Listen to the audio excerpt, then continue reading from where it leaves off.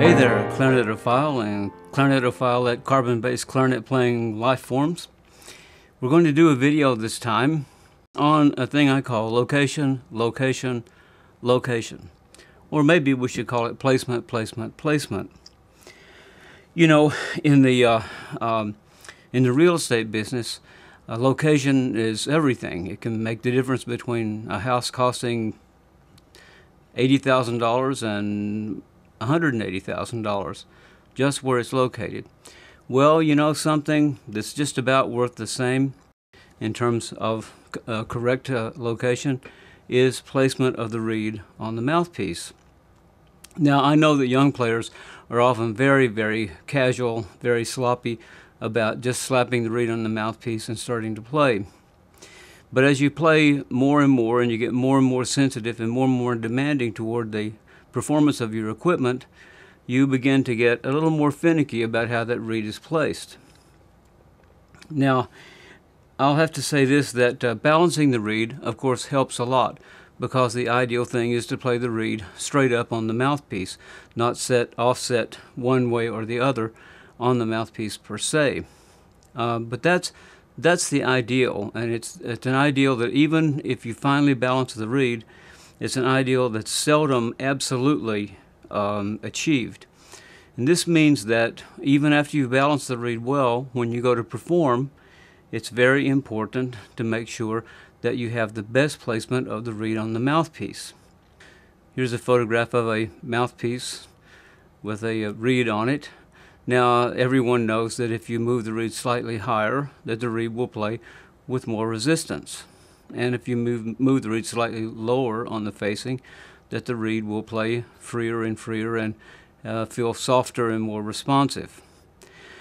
Well, that's fine in terms of affecting the basic resistance, but what about the response? The response is just as important as the resistance. In fact, they're sort of interrelated and they affect one another. Well, the way you affect response is by placing the reed so that the left ear and the right ear play with the same resistance, the same response, and the same resonance decay, and basically the same tone color.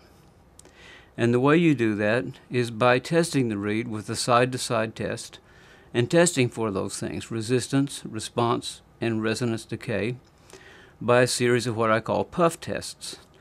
Now, most people do the side-to-side test, and the way they do the side-to-side test is kind of crude, because they basically just damp one side and play a forte, and then damp the other side and play a forte, and that basically tells them how the reed plays in a very, very crude way.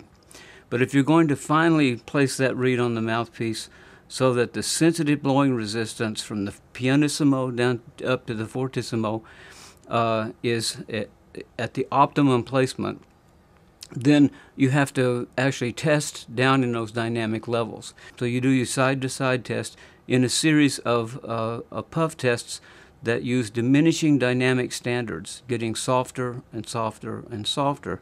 And you place that reed so that the sides are as equal as possible at the lowest possible dynamic, the softest possible dynamic.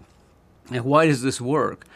The reason it works is because the rails underneath the mouthpiece actually damp the reed and create resistance. The thicker the rails, then the more resistance there is in the reed. So it stands to reason, for instance, if the left ear is heavier than the right ear, then the way you sort of equalize the resistance is by moving the reed to the right. This will have two effects. It will thin the rail underneath the left rail, and it will thicken the rail underneath the right rail.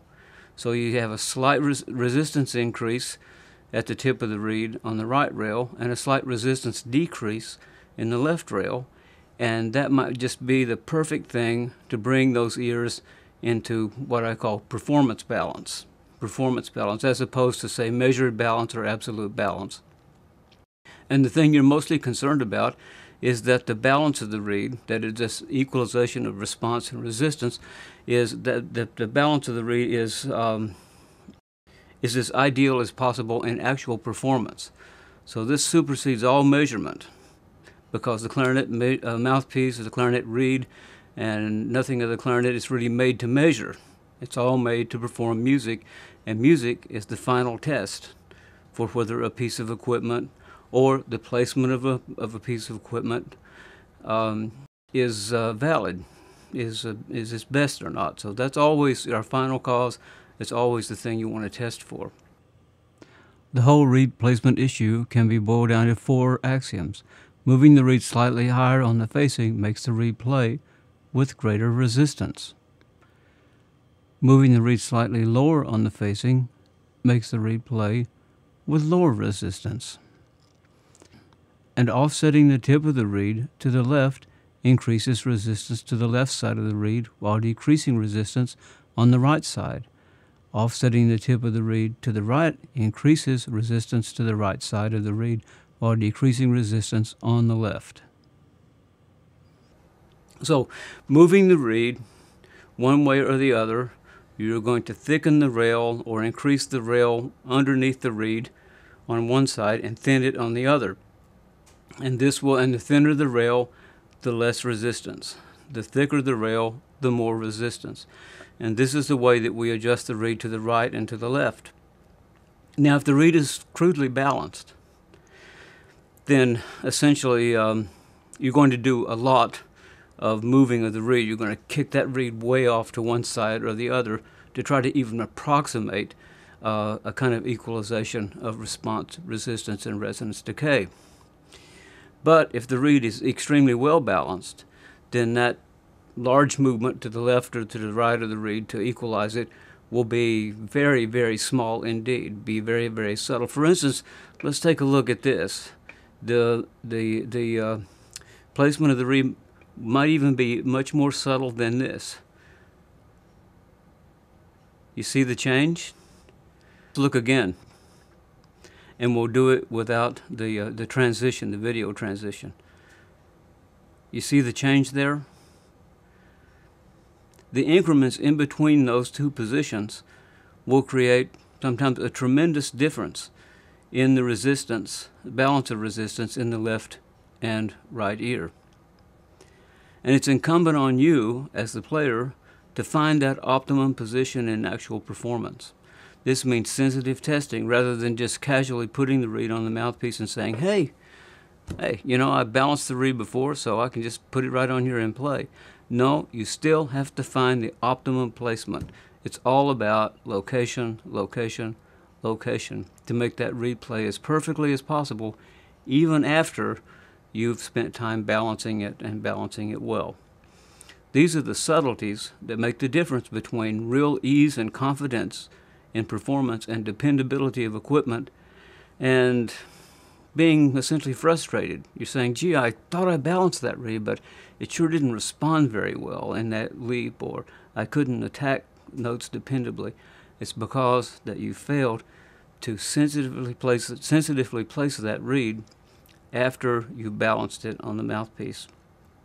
So you might say that whereas young players are almost universally guilty of being sloppy about reed placement, you know, professional players are not to be completely exonerated. They have a little bit of liability too, and taking the time, taking the attention to develop a sensitive analytical approach to reed placement will yield big benefits in actual performance.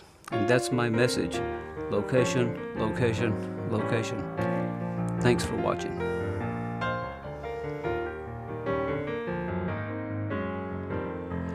The information in this video and much, much more can also be found in Tom Ridenour's Educator's Guide to the Clarinet.